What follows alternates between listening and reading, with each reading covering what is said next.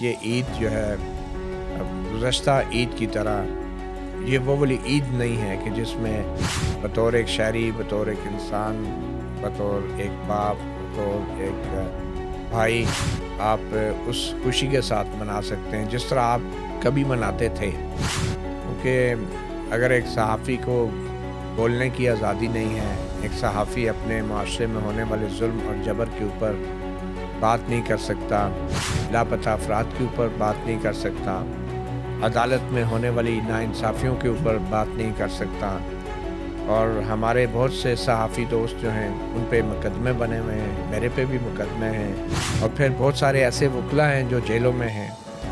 वो लोग जो कि पाकिस्तान के मज़लूम अवाम के लिए आवाज़ उठाते थे, इंसानी हकूक़ के लिए आवाज़ उठाते थे, इस ईद पे वो लोग भी जेल में हैं।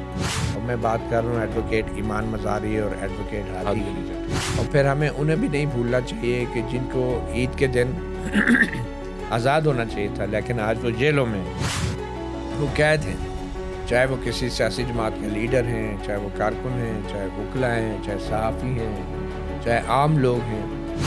तो हमें उन लोगों की खुशियों का भी ख्याल रखना चाहिए। जंग का सा माहौल है, अफ़गानिस्तान और पाकिस्तान के दरमियान बमों की और मिसाइलों की का तबादला हो रहा है, लोग मर रहे हैं। हमारे पड़ोसी मुल्क ईरान में जो है अमेरिका और इसराइल हमला आवर है, वहाँ पे लोग मर रहे हैं। स्कूल में 150 से ज़्यादा बच्चे जो है वो शहीद हो चुके हैं। तो अगर एक तरफ बतौर मुसलमान हम ईद मना रहे हैं, तो मगर इसके साथ साथ उन्हें भी याद रखना चाहिए। इस साल की ईद मैं इसलिए भी नहीं मना पाऊँगा कि जो मेरे मोहसिन भी हैं और मेरे सबसे अजीज़ तरीन दोस्त भी हैं, ईमान और हदी दोनों जेल में हैं, और वो ईद नहीं कर रहे होंगे, जेल में क्या ईद होगी उनकी। तो वो एक चीज़ है, वो उस तरह ईद नहीं हम मना पाएंगे। और सियासी जमातें कम अज़ कम मुखालफ ज़रूर हो सकती हैं, लेकिन वो इस मुल्क की दुश्मन नहीं है, क्योंकि उन सियासी जमातों की एक तारीख़ है, उनकी एक कंट्रीब्यूशन है। इस मुल्क को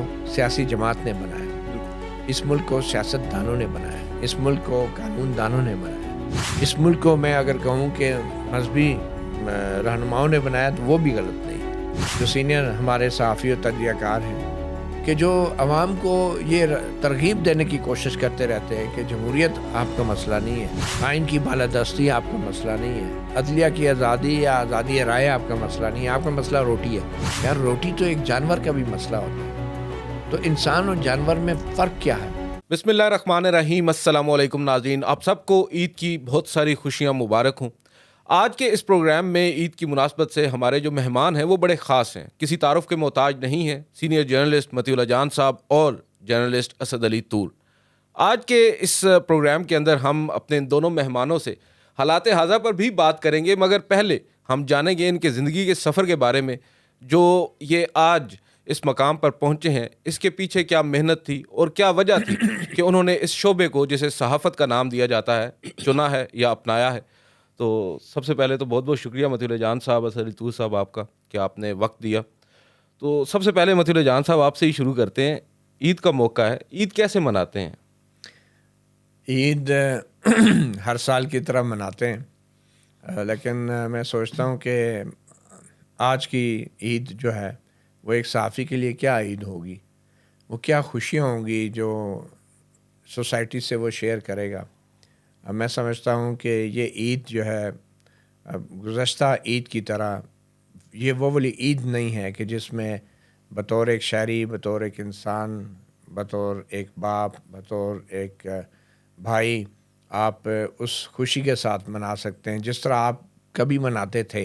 क्योंकि अगर एक सहाफ़ी को बोलने की आज़ादी नहीं है, एक सहाफ़ी अपने माशरे में होने वाले जुल्म और जबर के ऊपर बात नहीं कर सकता, लापता अफराद के ऊपर बात नहीं कर सकता, अदालत में होने वाली नाइंसाफ़ियों के ऊपर बात नहीं कर सकता, और हमारे बहुत से सहाफ़ी दोस्त जो हैं उन पे मुकदमे बने हुए हैं, मेरे पे भी मुकदमे हैं, और वो अभी भी अदालत की पेशियाँ भुगतते हैं बोलने की पादाश में, सच बोलने की पादाश में।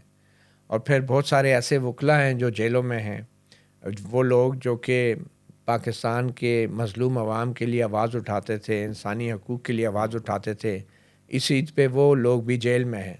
और मैं बात कर रहा हूँ एडवोकेट ईमान मज़ारी और एडवोकेट हादी हादी अली की। जट।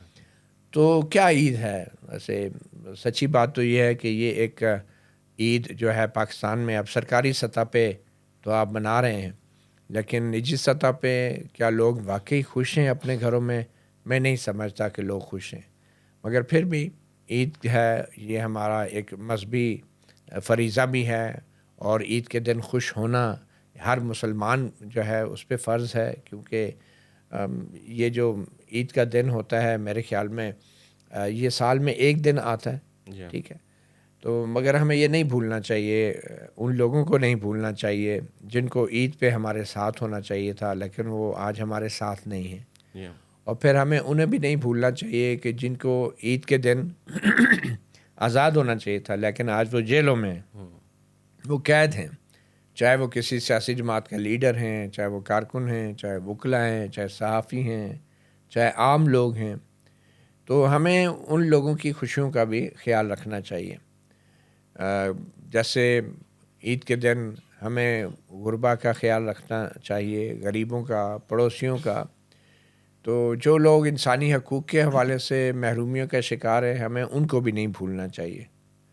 तो मेरा तो तवज्जो बार बार जाती है बलूचिस्तान के लोगों के लिए, उनकी ईद कैसी गुज़रती होगी। खैबर पख्तूनख्वा में बड़ी तादाद है लोगों की, एक जंग का सा माहौल है, अफ़गानिस्तान और पाकिस्तान के दरमियान बमों की और मिसाइलों की का तबादला हो रहा है, लोग मर रहे हैं। हमारे पड़ोसी मुल्क ईरान में जो है अमेरिका और इसराइल हमला आवर है, वहाँ पे लोग मर रहे हैं। स्कूल में 150 से ज़्यादा बच्चे जो हैं वो शहीद हो चुके हैं। तो अगर एक तरफ बतौर मुसलमान हम ईद मना रहे हैं, तो मगर इसके साथ साथ उन्हें भी जो याद है, रखना उन चाहिए लोगों को भी जो याद आज रखना चाहिए। तो आपने पूछा था कि मैं ईद कैसे मनाता हूँ। ईद ज़ाहिर बात है एक सहाफ़ी के लिए घर वालों के साथ ईद का दिन बड़ा यूनिक दिन होता है जिस दिन तकरीबन सारा दिन आप घर वालों को दे सकते हैं। मोबाइल नहीं देखते आप। मोबाइल नहीं देखते, लेकिन यह कि ईद अब मोबाइल वाहिद ज़रिया है दोस्तों को भी ईद मुबारक कहने का और फ़ोन पे बात करने का रिश्तेदारों से भी।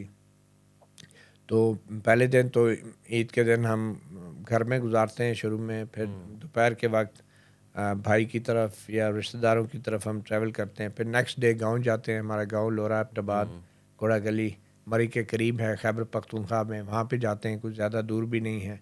वहाँ पे सिस्टर हैं, मेरे रिलेटिव्स हैं, उनसे मिलते हैं। वालिद साहब की कब्र पे दुआ करते हैं, वालदा की कब्र पे दुआ करते हैं, और फिर उसके बाद वापसी पे दोस्तों से और दीगर लोगों से भी ईद मिलते हैं। तो ये हमारी ईद है।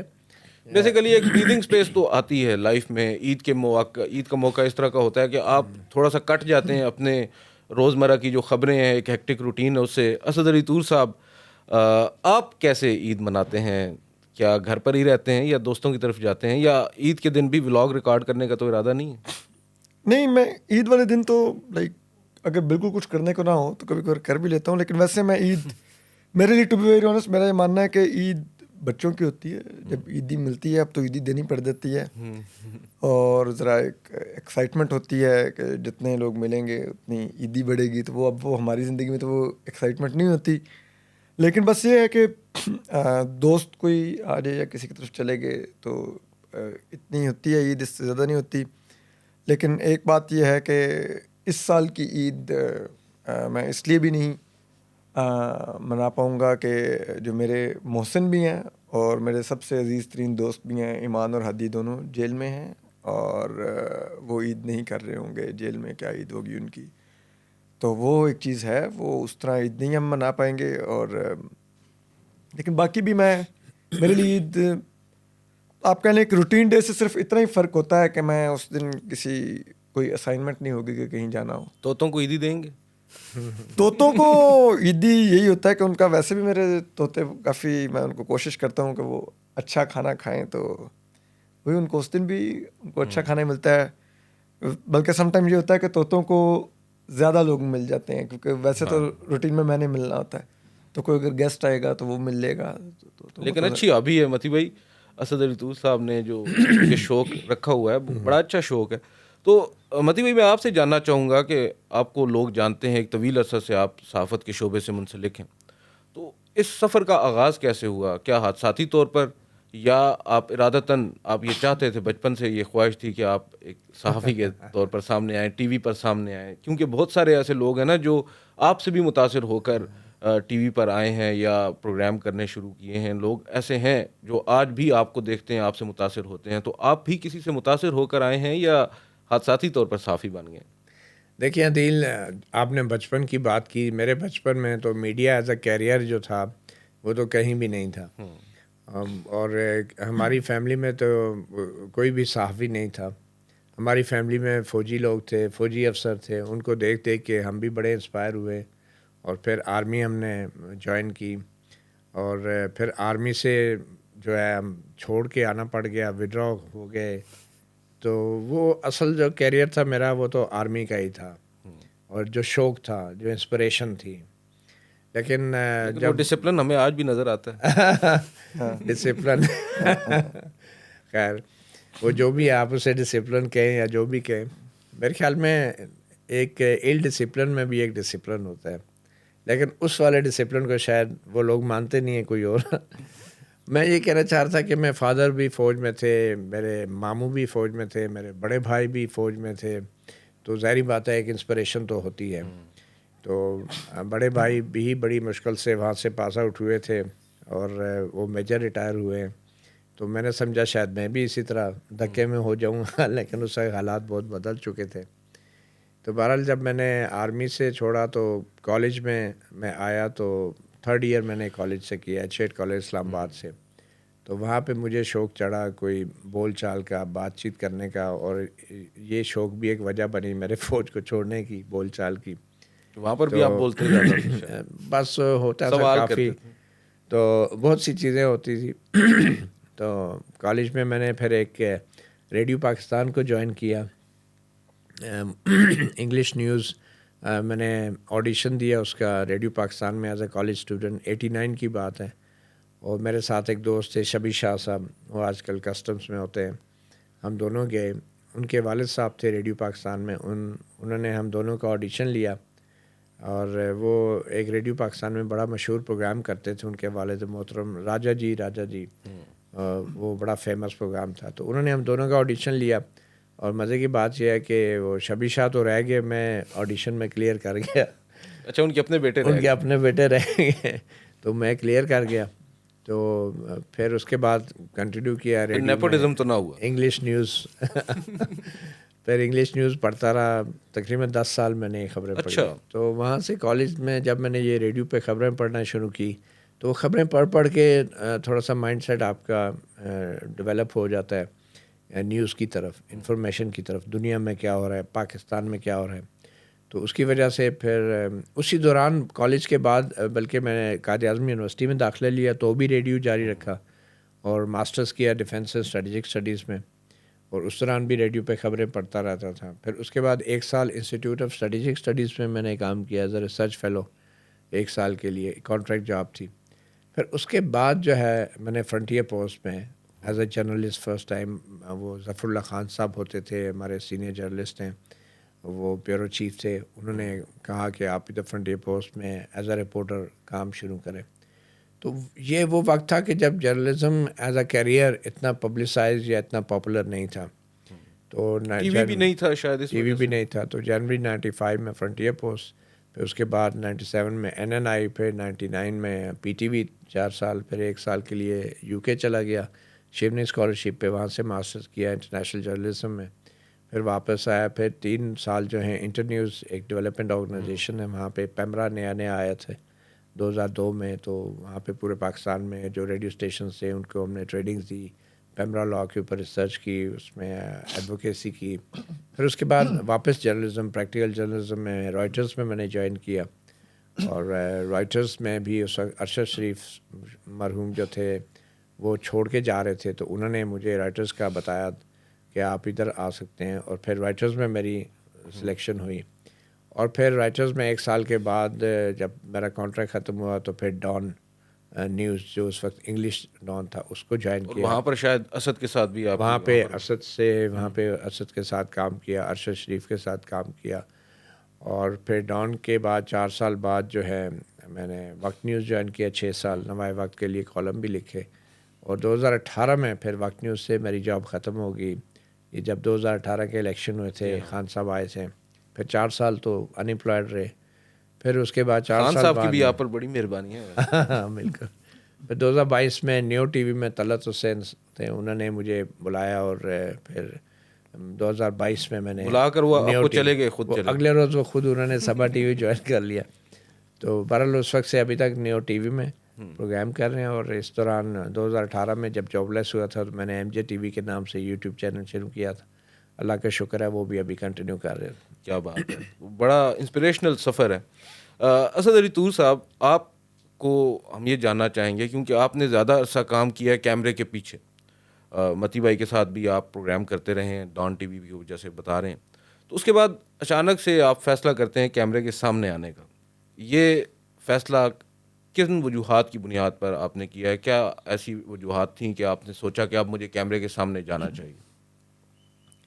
अच्छा, क्योंकि आप एज अ प्रोड्यूसर मुख्तलिफ टीवी प्रोग्राम्स में, मेन स्ट्रीम प्रोग्राम्स में, काशिफ अब्बासी साहब की टीम में भी जी, आप जी, रहे बिल्कुल, हैं मैं और काशिफ भाई अंबर की शमसी साहिबा की भी टीम में आप रहे हैं। जी जी। तो इसमें अचानक फिर आप खुद ये फैसला कैसे कर लिया कि मैं आता हूँ कैमरे पर? अच्छा, मैंने देखें, ये फ़ैसला मेरा नहीं था बिल्कुल भी। मैं आपको बिल्कुल सच बता रहा हूँ। ये मेरे दोस्तों का फ़ैसला था।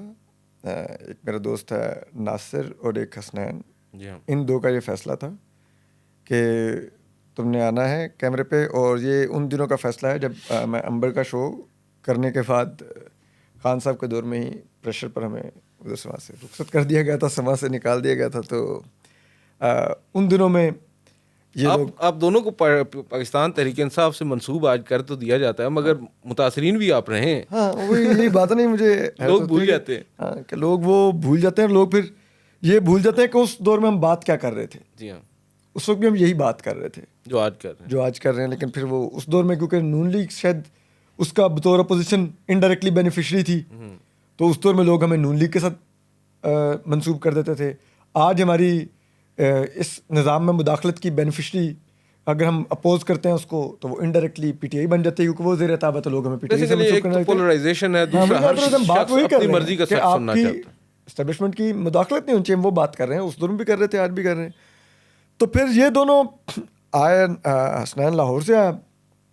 ये एक रात पूरे मेरे पास बैठे और उन्होंने कहा कि तुमने यूट्यूब शुरू करना है।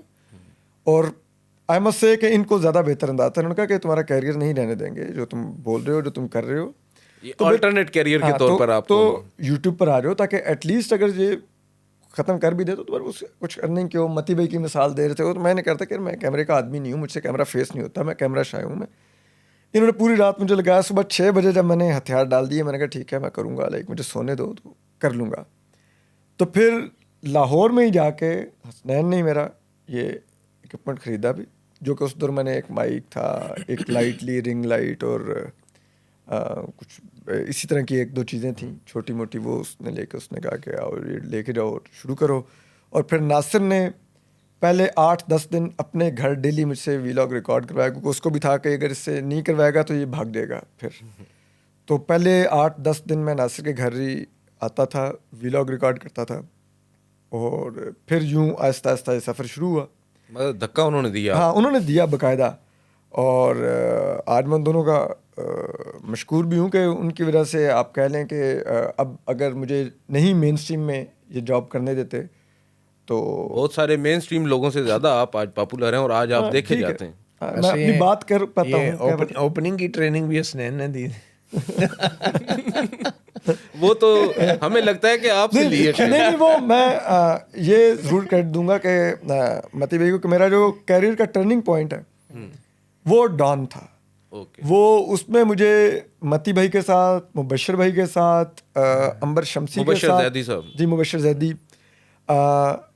वजाहत अली, सैयद वजाहत अली, वजाहत भाई के साथ, वो आज अरब न्यूज़ के एडिटर हैं, उनके साथ आज़ाद सैयद साहब भी आपके आज़ाद साथ? सैयद, शकूर खान, शकूर खान। कामरान रहमत। ये लाइक ना आज भी आप कह सकते हैं कि ये दे आर समबडी, और ये बड़े अच्छे मुकाम बहुत पर अच्छी बैठे। टीम थी, प्रोफेशनल्स की टीम थी। तो Obviously मुझे आप सीखते इनके हैं। अंडर काम करने का मौका मिला, इनसे इंस्पायर होने का मौका मिला, इनसे सीखने का मौका मिला। तो उसने जैसे कहते हैं ना, मेरे बहुत हद तक मेरे कॉन्सेप्ट्स क्लियर किए और मैं आज जो भी करता हूँ उसमें मतलब मती भाई की बड़ी शक्कू को शुभात की निगाहों से आपको देख रहे हैं। कॉन्सेप्ट क्लियर कि क्या करना है अगर कोई तो नाज़रीन आप देख अगर आपको सकते हैं, लगे गलत साइड पर खड़ा तो मती भाई ने तो मुझे खूब असद अली बताया। तूर साहब आज जो कर रहे हैं वो मतीउल्लाह जान साहब से इंस्पायर हुए। मैं ये बात नहीं मान रहा। ये माशाल्लाह इसकी एक इंडिपेंडेंट थिंकिंग है, और ये जब तक आपकी इंडिपेंडेंट थिंकिंग नहीं होती तब तक आप इतना एक्सेल नहीं कर सकते। ये तो मुमकिन ही नहीं है कि आप कंप्लीटली जो है किसी को वो आप कॉपी करें या फॉलो करें। तो नहीं मतलब मैं ये नहीं कह रहा कि मती भाई डिक्टेट मुझे करता है कि इसके साथ जाएगा, बट लाइक लेकिन वो एक होता है ना कि आपको आप जाहिर बात है एक बंदे के साथ आप रहते हैं, हम भी आपसे सर सीखते हैं सर। अच्छा, मुझे नहीं पता। तो कोर्ट रिपोर्टिंग में सर देखें ना, अब हम लोगों से जब अब हम आए थे, मती भाई ने एक उसूल तय किया हुआ कि जजों के चैम्बरों में नहीं जाना, और ये सुप्रीम कोर्ट में घुसे हमारे जहन में मती भाई का जुमला था, हमने घुसने की और उसका बड़ा फायदा होता है ना सर। हाँ। फिर आपको इवेंचुअली आप ममनून नहीं होते, किसी के एहसानमंद नहीं होते खबर देते वक्त, बहुत सारे लोग हो जाते हैं। तो मतीउल्लाह जान साहब, आप कोर्ट रिपोर्टिंग कर रहे हैं, गालबन अपने लेट 90s से शुरू कर दी थी जब आप 95 में, फ्रंटियर 96 में। हाँ। तो कौन से ऐसे आप समझते हैं अपने अलावा जो आपके कंटेम्प्रेरीज थे, जर्नलिस्ट थे, जिन्हें आप समझते हैं कि बहुत अच्छी कोर्ट की अंडरस्टैंडिंग थी उन लोगों को? क्योंकि हमारे नाजरीन तो जानते हैं बहुत सारे कोर्ट रिपोर्टर्स को, थैंक्स टू जनाब काजी फायज ईसा साहब, उनकी वजह से लोगों का इंटरेस्ट डेवलप हुआ इस जुडिशरी की जानिब। इससे पहले इफ्तिखार चौधरी साहब थे। तो आप क्या समझते हैं कि कौन से आपके कंटेम्प्रेरीज थे जो वाकई में अंडरस्टैंड करते हैं कोर्ट रिपोर्टिंग को, कोर्ट्स को कैसे रिपोर्ट किया जाना चाहिए? आई थिंक अंडरस्टैंडिंग तो काफ़ी सीनियर लोग थे उस वक्त। 95-96 में जब मैंने स्टार्ट किया था, उस वक्त जंग के अलियास चौधरी साहब थे। जी हाँ। वो बहुत सीनियर जर्नलिस्ट हैं, और उस वक्त दी मुस्लिम के रफ़ाकत थे, बल्कि जो बाद में डॉन में जी हाँ। उन्होंने डॉन के लिए रिपोर्टिंग की। बाद में वो BBC में चले गए, लंदन में वो सेटल्ड हैं। और उसके बाद काफ़ी सीनियर लोग आते रहे। और 97-98 में जो कोर्ट की रिपोर्टिंग थी, उस वक्त भी एक बड़े बहरान आते रहे, जिसमें सजाद अली शाह चीफ जस्टिस थे, वो आपको याद होगा, सईदुज़्ज़मान सिद्दीकी साहब। और ये वो बहरान थे कि जो आधी रात को हम घर भी नहीं जा पाते थे, मतलब इस हद तक क्राइसिस होता था। और बाद में फिर सुप्रीम कोर्ट के कुछ जजों ने मिल के सजाद अली शाह का तख्ता उलट दिया।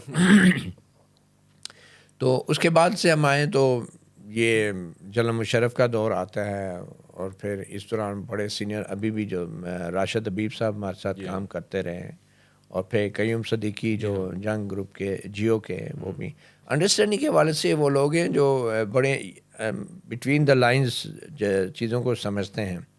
मगर ये वो दौर था जब ज़्यादातर लोग फैसलों पे ऊपर फोकस करते थे, जो जजमेंट्स आती थी या जो ऑर्डर्स आते थे। बहुत कम ऐसे हमारे कोलीग्स थे जो कि इन जजमेंट्स के पीछे जो हो रहा होता था, यानी कि कोर्ट रूम के पीछे, चैम्बर्स के अंदर के जो है। और ये चीज़ें स्टार्ट हुई इफ्तिखार मोहम्मद चौधरी के दौर से, जब चैम्बर्स की चीज़ें भी रिपोर्ट होना शुरू हुई, क्योंकि इंटरेस्ट डेवलप हो गया था लोगों का। उससे पहले, if I am not wrong, Iftikhar Chaudhry साहब के दौर से पहले जुडिशरी को एज अ बीट या सुप्रीम कोर्ट को एज अ बीट इस तरह नहीं कंसिडर किया जाता था जिस तरह इफ्तिखार चौधरी साहब के दौर के बाद से अब उसको प्रॉपर। और ये इफ्तिखार चौधरी का ही दौर था जिसमें लॉयर्स मूवमेंट जो मुशर्रफ के साथ चली, कि जब टेलीविज़न मीडिया जो था अपने पीक पर था, और एक क्लाइमैक्स था, लाइव रिपोर्टिंग भी होती थी, नया ये टेलीविज़न बिज़नेस शुरू हुआ था। और उस लॉयर्स मूवमेंट ने टेलीविज़न बिज़नेस को इतना बड़ा बूस्ट दिया, इतना बड़ा बूस्ट दिया कि वहाँ से फिर वो कोर्ट रिपोर्टर्स भी अपने आप को as a career, as a professional establish करने में कामयाब हुए। और मेरे ख्याल में उस लॉयर्स मूवमेंट की वजह से पाकिस्तान के अंदर जर्नलिज़म और मीडिया एज अ करियर बाकायदा इंट्रोड्यूस हुआ, उस कोर्ट रिपोर्टिंग जो टेलीविज़न पे हुई। और उसके बाद से हमने देखा कि यूनिवर्सिटीज़ और कॉलेजेस में भी जर्नलिज्म एज अ सब्जेक्ट एक अच्छा ऑप्शन कंसिडर किया जाने लगा। और फिर मीडिया में एक बूम आया, टेलीविज़न इंडस्ट्रीज़ में एक बूम आया, एंकर्स आए, जर्नलिस्ट आए, तज्ज़ियाकार आए। ये सब जो हैं, ये जनरल मुशर्रफ की लॉयर्स उसके ख़िलाफ़ जो लॉयर्स मूवमेंट थी, उसके बाद ये टेलीविज़न में आना शुरू हुए। तो मेरे ख्याल में बहुत से ऐसे नाम आए कोर्ट रिपोर्टिंग में। और अभी भी आप देख लें, डॉन में हमारे नासिर इकबाल, हाँ, और अभी साकिब बशीर देख लें कि हाई अभी कोर्ट कंटेम्प्रेरीज में अगर आप देखें उसमें बड़े अच्छे रिपोर्टर्स हैं जिनका न सिर्फ ये कि अपने टेलीविज़न मीडिया के लिए बल्कि जो सोशल मीडिया है उसके ऊपर भी उन्होंने अपने आप को इस्टेब्लिश किया है। हसनात मलिक साहब, हसनात मलिक साहब हैं एक्सप्रेस ट्रिब्यून के लिए जो करते हैं। तो मेरा ये ख्याल है कि बदकिस्मती से अब जो वक्त आ रहा है उसमें न सिर्फ ये कि कोर्ट रिपोर्टिंग जो है वो ज़वाल पजीर है बिकॉज ऑफ मैनी फैक्टर्स, बल्कि कोर्ट्स भी ज़वाल पजीर हैं। जजेस भी अब उस तरह के ना तो फैसले आ रहे हैं और अगर आ भी जाए तो वो रिपोर्ट नहीं हो पा रहे। तो इसके बाद जो है मैं समझता हूँ कोर्ट रिपोर्टिंग भी जो है ना वो अभी इस वक्त मादूम उसका जवाल का शिकार है। क्योंकि वजह यह है कि अब जब से 26th अमेंडमेंट आई है कुछ उसमें फ़र्क आया हमें देखा। उसके बाद 27th अमेंडमेंट के बाद तो मोस्टली जो कोर्ट रिपोर्टर्स हैं, मैं असदूर साहब से ये जानना चाहूँगा क्या अब आप जाते हैं सुप्रीम कोर्ट में या जो आपकी जुडिशरी है फेडरल कॉन्स्टिट्यूशनल कोर्ट है वहाँ पर आप जाते हैं जिस तरह पहले जाया करते थे? क्योंकि अब तो इंटरेस्ट भी काफ़ी कम हो चुका है इवन रिपोर्टर्स का। अगर रिपोर्टर्स रिपोर्ट नहीं करेंगे तो पब्लिक कहाँ से जानेगी अदालतों के बारे में? देखें अदील, अब उस अदालत में खबर ही नहीं होती। अब वो तो एक जैसे कहते हैं ना स्टेट के एजेंडा को अब इंडोर्स करने वाली अदलिया है पाकिस्तान की, जहाँ पर एक आम आदमी को इंसाफ नहीं मिलना, जहाँ पर इंसानी हकूक़ की बात नहीं होनी, जहाँ पर जिसे कहते हैं इवन के आइन से भी जो मुतसादिम काम हो रहे हैं उस पर भी कोई बात नहीं होनी।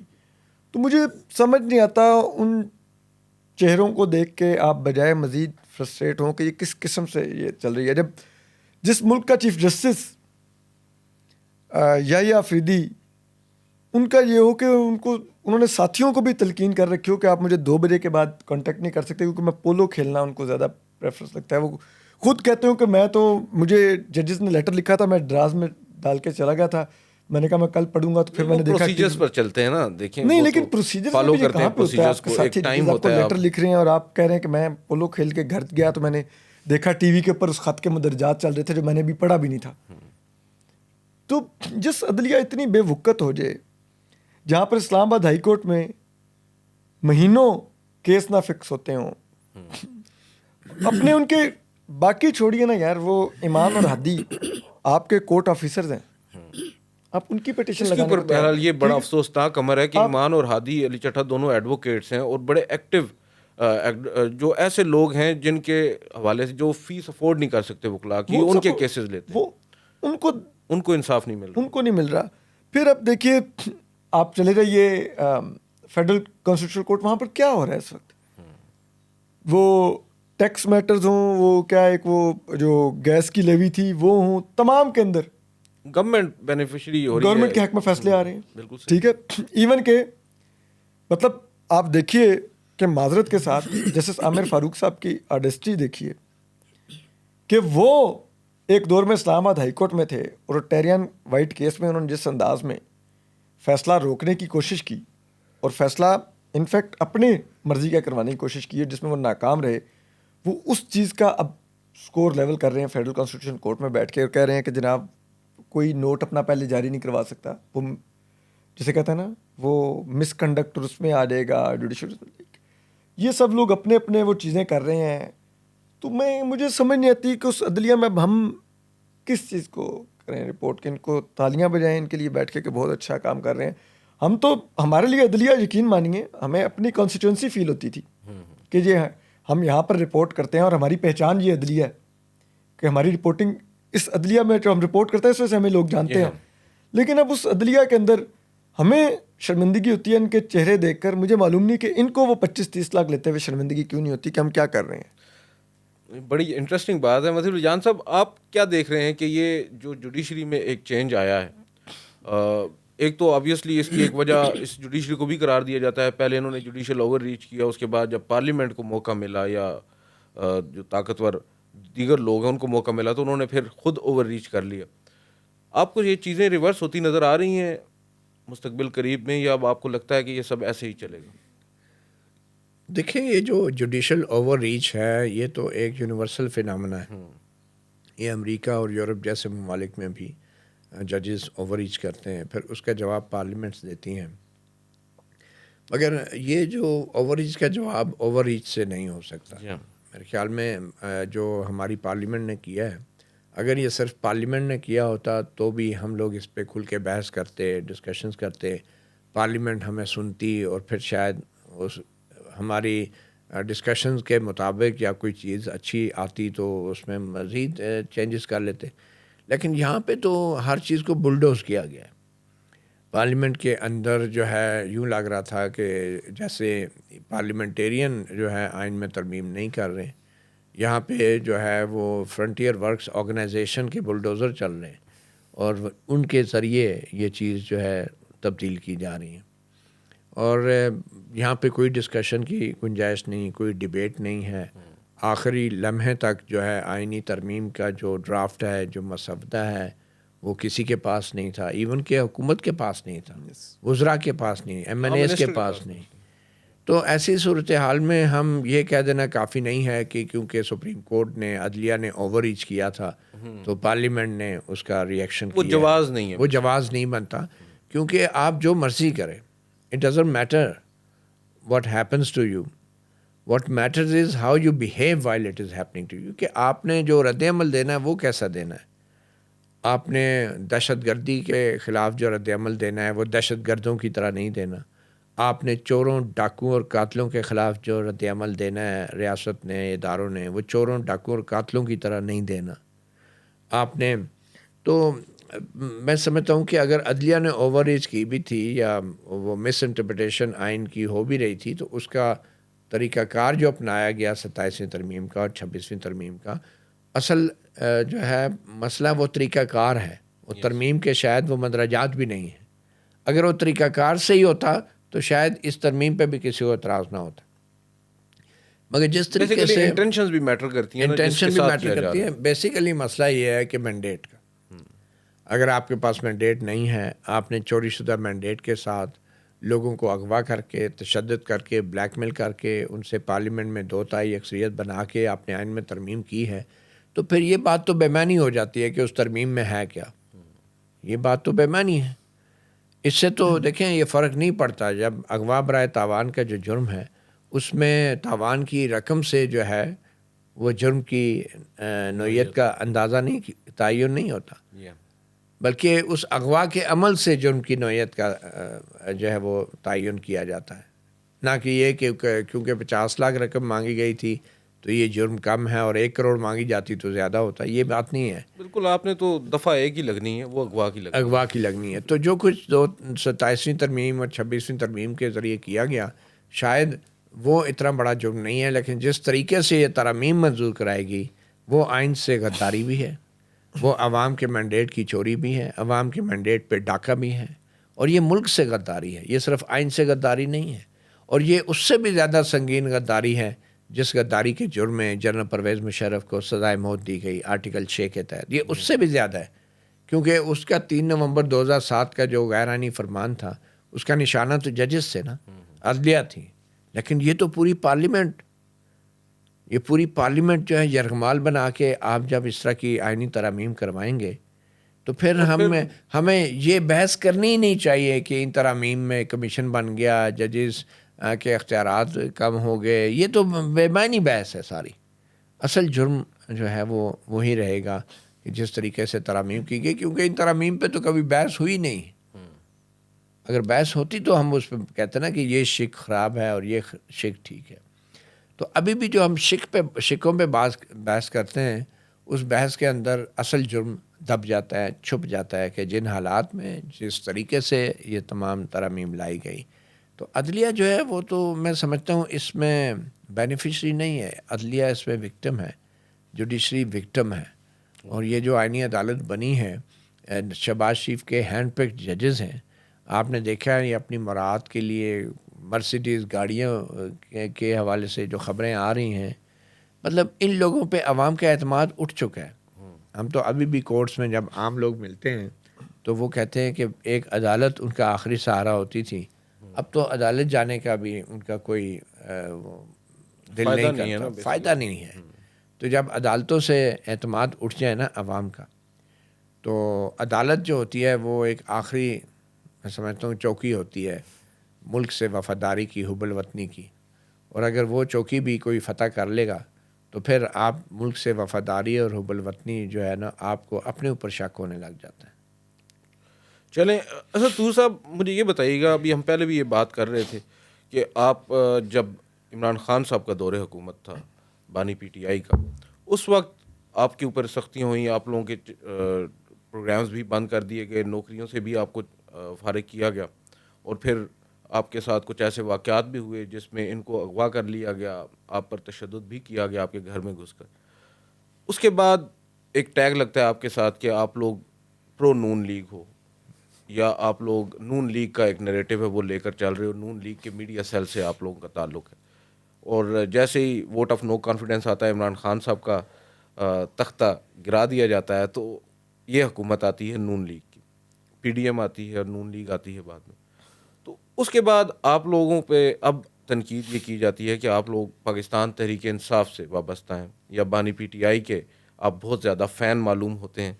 उनके लिए जो लफ्ज़ इस्तेमाल किया जाता है वो तो खैर गैर मुनासिब बोलना, लेकिन वो अल्फाज इस्तेमाल किए जाते हैं। लेकिन तो वो लफ्ज़ आपके लिए भी तो इस्तेमाल किया जाता है। अब इस वक्त आप लोग 8 सीट पर बैठे तो मुझे ये बताएं कि क्या वाकई में आप लोगों की सोच तब्दील हुई है, नज़रिया तब्दील हुआ है, या वो जो एक डॉलर्स का इल्ज़ाम लगता है उनकी वजह से आप लोगों ने अब अपनी सोच तब्दील कर ली है, या आपकी सोच आज भी वही है? मैं ये सवाल आप दोनों से कर रहा हूँ, पहले असद आप बता दें। अच्छा, इसमें पहली बात तो ये है कि मैंने पहले भी कहा कि हम डे वन से इस्टेब्लिशमेंट की सियासत में और इकॉनमी में उनकी मुदाखलत के हम नाक़िद हैं। ठीक। और जब भी हम ये तनकीद करते हैं तो इस मुल्क में अनफॉर्चुनेटली ऑलमोस्ट हर गवर्नमेंट पिछले कई दहाइयों से वही ला रहे हैं, थोड़े बहुत इलेक्शन में ऊपर नीचे मैनेजमेंट करके। ये वाली तो मुकम्मल ही उन्होंने इलेक्शन ही एक शैम इलेक्शन करवा दिया। अदरवाइज पहले भी वो कहीं ना कहीं छोटी मोटी टिंकरिंग करके अपनी मर्जी की हुकूमत को ही तख्त नशी होने देते थे। हम तनकीद करते हैं शुरू से कि आप उनके ज़रिए मत आएँ, आप बूटों पे नहीं वोटों पे बैठ कर आएँ।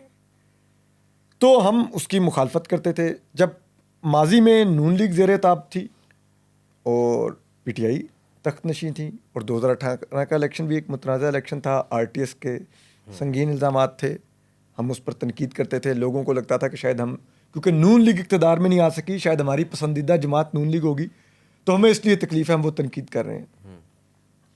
नून league vote of no confidence के जरिए इक़्तिदार में, हमने वोट ऑफ नो कॉन्फिडेंस के अमल को कभी नहीं तनकीद का निशाना बनाया। वो एक आईनी अमल था, उनके पास नंबर थे, उन्होंने कर लिया। उसके बाद जो कुछ उन्होंने किया, फिर मिल के मुल्क के निज़ाम के साथ, वहाँ से हमारी फिर तनकीद इस्टेब्लिशमेंट की तो जारी थी, इनके ऊपर भी शुरू होगी। अब लोगों को लगने लग गया कि शायद पता नहीं हम पीटीआई के वो हो गए हैं। जहाँ तक डॉलर की बात है, मैं एक बात बार बार दोहराता होता हूँ कि जिन लोगों से हमें नत्थी किया जाता है, जो वाकई मतलब जिनको बहुत बड़े बड़े जिनके यूट्यूब चैनल हैं, बहुत बड़ी बड़ी डॉलर ट्यूबर्स हैं, अब जो भी उनको कह लें, मैं एक बात हमेशा कहता था, मैं कहता था कि जितनी उन लोगों की अर्निंग है, अगर आप उसकी 5% भी मेरी ले आए अर्निंग, तो मैं अपना यूट्यूब चैनल, जो इदारे मेरे खिलाफ ये मुहिम चलवाते हैं, मैं उनके हवाले कर दूंगा, ताकि वो यहाँ पर भी अपना 5th जनरेशन का काम ले लें। ठीक, मतलब मैं जितनी मर्जी तनकीद कर लें, कभी कुछ ले भी तो आए ना यार, कि हम कितने लाखों डॉलर कमा रहे हैं, कोई लाएं तो सही।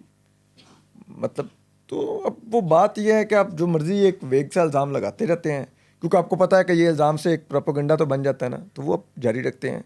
अदरवाइज़ जितनी उसकी कीमत अदा हम करते हैं, इस पोजीशन की जो हमने ली हुई है, मती भाई ने ली हुई है, ठीक है, तो वो कभी कोई देखे, कभी कभार लोग कहते भी हैं कि यार ये करके आप इधर कैसे रह रहे हैं। तो मैं कहता हूँ यार क्या करें, इस मुल्क में आपको क्या मर के यकीन दिलाना पड़ता है कि आप उनके नहीं हैं, और कैसे आपको यकीन दिलाएं। इतने कुछ तो गुजरते हैं, हमारे घर भी, हमारी फैमिलीज भी सफ़र करती हैं, इनकी भी मती भाई की बहन है, उनकी पेंशन अकाउंट बंद हो गए, सबके हम इस किस्म की चीज़ों को सफ़र करते हैं कि हमारी आगे से फैमिलीज भी सफ़र कर रही हैं। हम बाहर नहीं जा पाते, हम फ्लाई नहीं कर सकते, हम और जॉब नहीं कर सकते, और किस तरह से मुकदमे भुगतते हैं, जेलें जाते हैं, ये उठाए 2 दफ़ा, 1 दफ़ा नहीं 2 दफ़ा, ठीक, जाते हैं और सब कुछ करते हैं। और क्या करें अभी भी, मतलब इससे घिनौना इल्ज़ाम किसी सहाफ़ी पर क्या हो सकता है? क्या आप कह रहे हैं कि वो मनशियात लेके जा रहा था, वो इल्ज़ाम आपने मतीउल्लाह जान पर लगाया, ठीक है, लगाते हुए भी आपको शर्म ना आई, लेकिन आप इस हद तक गिरे, असला भी छीना था इन्होंने। हाँ, लाइक इस हद तक आप गिरे एक सहाफ़ी को दागदार करने के लिए, इस हद तक आप गिरे। इससे ज़्यादा हम अपने दामन पे और कितने कीचड़ के छींटे गिरवाएं और क्या करें? तो इस सब के बाद भी रहते हैं फिर हमारे पर ये डॉलर खोर या ये पीटीआई है। और मैं अदील आपको भी बता दूं, मुझे पूरा यकीन है इमरान खान एक दिन फिर इक़्तिदार में आएंगे। जिस दिन आएंगे डेफिनेटली आएंगे। जिस दिन आएंगे उस दिन फिर हमारी पोजीशन दोबारा देख ली जाए। जिनको ये गलतफहमी थी कि शायद हम नून लीग के जहेज़ में नून लीग के साथ चले जाएंगे ना, उनको आज क्लियर होगा कि हम कहाँ पर खड़े हुए थे। हम कोई नून लीग का हिस्सा नहीं थे, ना नून लीग के जहेज़ में गए।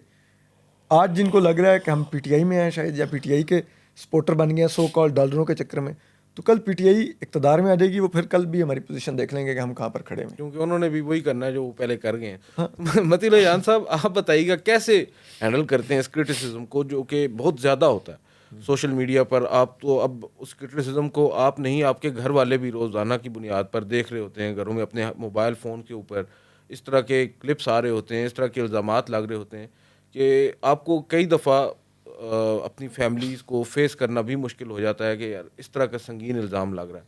तो इसको कैसे आप हैंडल करते हैं इस प्रेशर को? ये एक बहुत बड़ा प्रेशर है ना, सोशल मीडिया का एक प्रेशर जो है।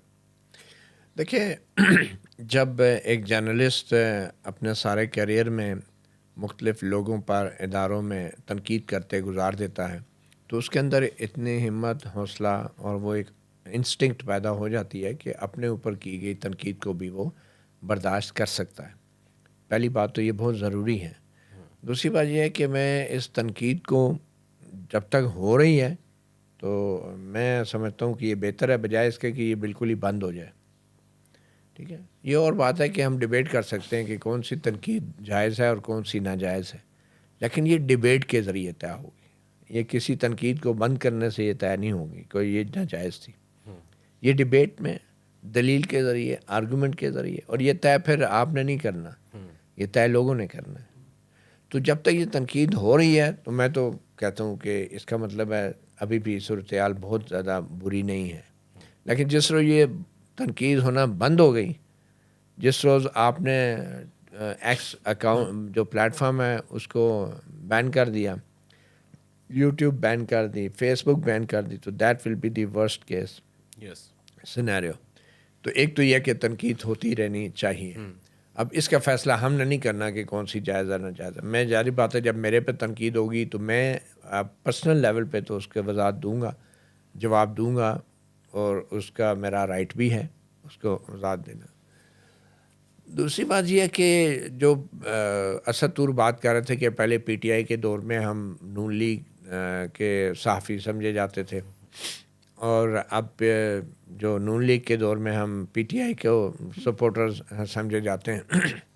लेकिन एक बात लोग भूल जाते हैं कि शायद हमने पार्टियां बदल ली हों, लेकिन हमने दुश्मन नहीं बदले, हमने मुखालिफ नहीं बदले जो हमारे मुखालिफ थे।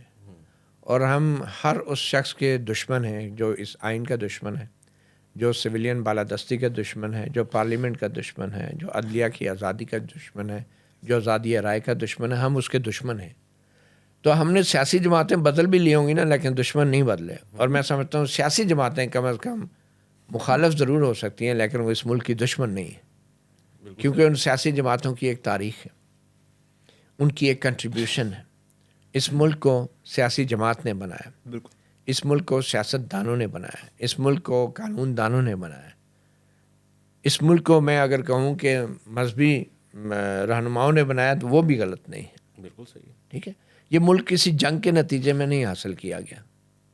ठीक है, तो सियासी जमातों को कभी एक कभी दूसरा, वो इतना बड़ा जुर्म नहीं है। लेकिन मैं बड़ा जुर्म समझता हूँ कि जब कोई सहाफ़ी जो है वो चौधरी के मुंशी का किरदार अदा करना शुरू कर दें, और मोहल्ले के अंदर वो चौधरी का जो खांसी है या उसका डकार है या कुछ और है तो वो भी बयान करना शुरू कर दे पूरे मोहल्ले में कि चौधरी ने आज ये कह दिया, चौधरी ने आज वो कर दिया। ऐसे सहाफ़ी जो है वो नाकाबिले बर्दाश्त होते हैं। और वो सहाफ़ी किसी सियासी जमात के साथ नहीं होते। ये जो हम पे इल्ज़ाम है ना कि नून लीग और PTI, ये सहाफ़ी जो है ना वो बग़ैर झंडे वाले डंडे की जमात के साथ होते हैं, ठीक है ना। ये वो सहाफ़ी हैं, ये वो मैं समझता हूँ खुदगर्ज़, मफाद परस्त, बुज़दिल और कम अकल लोग होते हैं कि जिनको ये पता ही नहीं होता कि मुआशरे के अंदर एक सहाफ़ी का किरदार क्या होना चाहिए। मुआशरे के अंदर रूल ऑफ़ लॉ को प्रमोट करना चाहिए, माइट इज़ राइट को प्रमोट नहीं करना चाहिए। लेकिन बहुत से हमारे दोस्त हैं जो माइट इज़ राइट को प्रमोट करते रहते हैं। सुबह सो के उठते हैं, उन्हें व्हाट्सएप आया होता है कि आज चौधरी ने ये कर दिया, वो शुरू हो जाते हैं चौधरी के सर कढ़ाई में और 5 उंगलियां घी में जी, चौधरी को कोई फ़र्क नहीं पड़ता जी, मैं इस तरह की वो बातें करना है। और फिर कुछ ऐसे भी बददियानत लोग हैं जो सीनियर हमारे सहाफ़ी और तजज़ियाकार हैं कि जो आवाम को ये तरगीब देने की कोशिश करते रहते हैं कि जमहूरियत आपका मसला नहीं है, आइन की बालादस्ती आपका मसला नहीं है, अदलिया की आज़ादी या आज़ादी राय आपका मसला नहीं है, आपका मसला रोटी है। यार रोटी तो एक जानवर का भी मसला होता है। तो इंसान और जानवर में फ़र्क क्या है? इंसानियत का फ़र्क है ना। रोटी से मुराद आप मईशत की बात इंसानी कर रहे हैं। हकूक़ का फ़र्क है, यही मईशत की बात, इंसानी हकूक़ का फ़र्क है ना।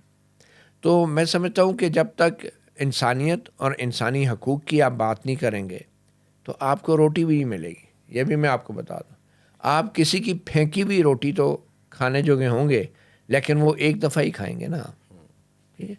तो जब आप इंसानियत, इंसानी हकूक़, सिविलियन बालादस्ती, आइन की बालादस्ती, अदलिया की आज़ादी, आज़ादी राय की बात करेंगे तो फिर आप ख़ुद अपने लिए रोटी भी पैदा कर सकेंगे, अपने लिए ज़राए भी पैदा कर सकेंगे और हलाल की खाने के भी काबिल होंगे। लेकिन अगर आप ये, मैं समझता हूँ इससे बड़ी बेइज्जती क्या होगी एक आम इंसान की, एक गरीब इंसान की, कि आपके हाथ में रोटी है और वो भूखा है और आप उसको रोटी जो है ना सिर्फ दें बल्कि इस बात को यकीनी बनाएं कि इस आदमी का मुस्तकिल कोई ज़रिया माश हो। लेकिन कुछ हमारे सहाफ़ी जो है वो रोटी का ज़िक्र ऐसे करते हैं, मईशत का ज़िक्र ऐसे करते हैं कि जैसे किसी भूखे आदमी की तरफ अपने हाथ की रोटी को आप उछाल रहे हो कि ये लो तुम्हारा मसला तो ये खाओ और जाओ, ठीक है ना। तो ये बड़ी बदकिस्मती की बात है। मेरी, हमारी और असद की भी जो पोजीशन रही है वो हमेशा इसी हवाले से पोजीशन रही है कि सियासी जमातें वो अपनी जगह, उनकी पॉलिसियाँ गलत हो सकती हैं, लेकिन इन सियासी जमातों की भी जो हमारी मुखालफत रही है उसकी वजह ये थी कि कभी एक जो है इस्टेब्लिशमेंट की गोद में बैठी होती थी, कभी दूसरी इस्टेब्लिशमेंट की गोद में बैठ जाती थी। तो हमारी तनकीद जो होती थी बेसिकली सियासी जमातों, उनके सियासी नज़रिए या सियासी पॉलिसियों के ऊपर नहीं थी, बल्कि उन पॉलिसी साजी के अमल में इस्टेब्लिशमेंट की मुस्तकिल मदाखलत के ऊपर थी। बिल्कुल सही। तो तनकीद ये वैसे ही है कि देखिए ना, अब एक घर है, एक चारदीवारी है, उस घर के अंदर के फ़ैसले जो हैं वो घर के चौकीदार को तो नहीं करने चाहिए। तो तनकीद जो है उन फैसलों पे नहीं होगी, चाहे वो अच्छे फ़ैसले क्यों ना हो, चाहे वो घर का चौकीदार घर वालों को जो है वो 5 वक्त का नमाजी क्यों ना बना दे। लेकिन नमाज़ पढ़ने का फ़ैसला एक ऐसा फ़ैसला है कि जो घर वालों को ख़ुद करना चाहिए। चौकीदार का हक़ नहीं है कि वो आपको, जो आप उसको बंदूक दी गई है उसकी नाली की ज़ोर पे आपके साथ ज़बरदस्ती करो और आपको कहे कि ये करो वो करो। तो ये हमारे सोच रही है थ्रू आउट, और हम किसी सियासी जमात के हक़ के मुखालफ नहीं थे। हम जो है उस अमल के मुखालफ थे कि जिसमें जो मुंतखब हुकूमतें हैं वो अपने फ़ैसले ख़ुद नहीं कर पा रही थी और मुंतखब हुकूमतें बेअख्तियार थी, बेबस थी। और जो मैं समझता हूँ कि ये जो 2018 के बाद की हुकूमत थी और 2024 के बाद की हुकूमत है, इसमें 2 नस्लों की लड़ाई है और ये दोनों नस्लें जो है वो हमारी इस्टेब्लिशमेंट की तैयार कर दी है। एक 5th जनरेशन है और एक 6th जनरेशन है। इन दोनों की तैयारी में हमारी इस्टेब्लिशमेंट का रोल रहा है और ये नस्लों की लड़ाई जो है ये बड़ी एक अजीब लड़ाई है और दोनों नस्लों को ख़राब करने वाली हमारी इस्टेब्लिशमेंट है। अच्छा, आखिर में इस प्रोग्राम के अख्ताम पर मैं ये जानना चाहूँगा आप दोनों हजरात से कि क्या लग रहा है बानी PTI जो कि अब तक तवील अरसा से पाबंद सलासल हैं, उनकी रिहाई आपको करीब करीब नज़र आ रही है? सतूर साहब पहले आप बताइएगा, क्या आपको लग रहा है कि पहले इतलात भी आ रही थी, ख़बरें भी आ रही थी, डील की भी बाज़गश्त थी, चहमगोइयाँ हो रही थी, अब ईद भी आ चुकी है, तो क्या आपको लगता है कि इमरान खान, बानी PTI रिहा हो पाएंगे करीब करीब? अच्छा, मुझे नहीं अभी तक लगता कि इमरान खान साहब की रिहाई करीब है। इमरान खान साहब जहाँ पर लड़ाई जारी रखे हुए हैं, वैसे चाबी तो उन्हीं के पास है जिनसे वो लड़ रहे हैं, उनके सेल की, लेकिन इसी वजह से वो बाहर भी नहीं आएंगे, क्योंकि इमरान खान सिविल हुकूमत के लिए नहीं, ओवरऑल इस पूरे सेटअप के लिए ख़तरा है। इसलिए अब मेरा नहीं ख्याल कि वो रिस्क लेंगे इमरान खान साहब को बाहर लाने का, और क्योंकि ये कोई भी घर नहीं जाना चाहता होता, और जब आप इतनी ज़्यादा ताकत एंजॉय कर रहे हो तो फिर तो आप बिल्कुल नहीं जाना चाहते थे। आप अपने किसी और के लिए तो नहीं आप इतनी ताकत इकट्ठी करते। और दूसरी चीज़ ये है कि लेकिन एक जो चीज़ है वो ये है कि इस निज़ाम से मईशत नहीं चल पाई। बुरे से बुरे वक्त में भी हम जब वो कशकोल उठा के किसी मुल्क जाते थे, ख़ास तौर पे सऊदी अरब, तो हमें कुछ ना कुछ वो दे देते थे। और यहाँ पर हालात ये हैं कि हम रोल ओवर्स मांग रहे हैं, और वो भी हमें 8-8 दफ़ा हम सऊदी अरब से कह रहे हैं, और हमें नहीं, जो जिस तरह का हम चाह रहे हैं वैसा मिल रहा। अमेरिका से हमें कुछ नहीं मिला। अनफॉर्चुनेट बात है कि पाकिस्तान अब एक ऐसा मुल्क है कि हम अपनी सिविलियन गवर्नमेंट्स या इवन के मिलिट्री गवर्नमेंट्स की भी परफॉर्मेंस यहाँ से गेज करते हैं कि वो कितनी डॉलर मांग के ला सके खैरात में, तो वो हमें कहीं नहीं मिल रहे, और मईशत दिन ब दिन नीचे जा रही है, हमारी एक्सपोर्ट्स गिर रही हैं। फिर ये ईरान जंग ने तो हमें बहुत ही मुश्किल सूरत हाल में खड़ा कर दिया है, और हमारी ख्वाहिशात जो हमारे हुक्मरानों की हैं, उसने अवाम और हुक्मरानों में इतनी खलीज पैदा कर दी है कि ये बिल्कुल किसी और दुनिया में रहते हैं और अवाम किसी और दुनिया में रहते हैं। वो इन हालात में भी 9-9 करोड़ की लैंड क्रूज़र्स, 10-10 अरब के जहाज़ ख़रीद रहे हैं, जबकि अवाम है उनके पास पेट्रोल डलवाने के भी पैसे नहीं हैं। तो ऐसे में ये खलीज इतनी बढ़ती जा रही है, और उस नाकाम होती हुई मईशत में ये खलीज बढ़ रही है कि ये निज़ाम एकदम गिरेगा, और हमें उस वक्त अंदाज़ा होगा कि अंदर कहाँ कहाँ पर वो गैप्स आ चुके थे, और वो जैसे कहते हैं ना, निज़ाम बैठ रहा था और हमें आइडिया नहीं। और ये हमेशा, मेरा ये मानना है, इस तरह होता है। जनरल मुशर्रफ 7 मार्च 2007 तक बिल्कुल इन कंट्रोल थे। किसी को नहीं पता था कि उस दोपहर को एक ख़बर आएगी कि उन्होंने इफ्तिखार चौधरी को हटाने के लिए उन्होंने किया है। तो उसके बाद आप देखिए विद इन 1.5 ईयर वो चले गए। इमरान खान साहब, जनरल फैज़ की ट्रांसफ़र वाले चीज़ें सामने आई कि वो एकदम से नहीं नोटिफिकेशन हो रहा, वो रोक लिया है। तो उसके बाद आप देखिए 5-6 माह लगे इमरान खान साहब के कोलैप्स में, जब वो चीज़ें वैसी ना नहीं। तो मुझे लगता है कि ये निज़ाम शायद जब कोलैप्स की तरफ आएगा तो उससे बहुत तेज़ी से कोलैप्स करेगा। जो माजी में हमने 1.5 साल या 6 माह की मैंने 2 एग्जांपल्स कोट किए हैं, यहाँ पे शायद वो दिन हफ्तों में हमें लगेंगे कि एकदम से हमें सरप्राइज़ होगा, कुछ ऐसा ट्रिगर होगा, और उसके पास हम देखेंगे हाउस ऑफ कार्ड्स की तरह चीज़ें सारी कोलैप्स कर देंगी। मतलब रजान साहब, असदूर साहब तो ये कह रहे हैं कि इमरान खान या बानी पीटीआई की रिहाई तो उनको नज़र नहीं आ रही, ताहम इस निज़ाम का धड़न तख्ता इनको होता हुआ नज़र आ रहा है। उस सूरत में हो जाएगी फिर इमरान खान, तो जब निज़ाम कोलैप्स करेगा तो वन वे और दी अदर, कान को इधर से पकड़ें या उधर से पकड़ें। बट आपकी इसमें क्या ओपिनियन है, आप क्या समझते हैं? आपने भी मुख्तलिफ अदवार देखे हैं, पहले बेनज़ीर भुट्टो, नवाज़ शरीफ, तमाम लोग जेलों में रहे, बाहर भी आए।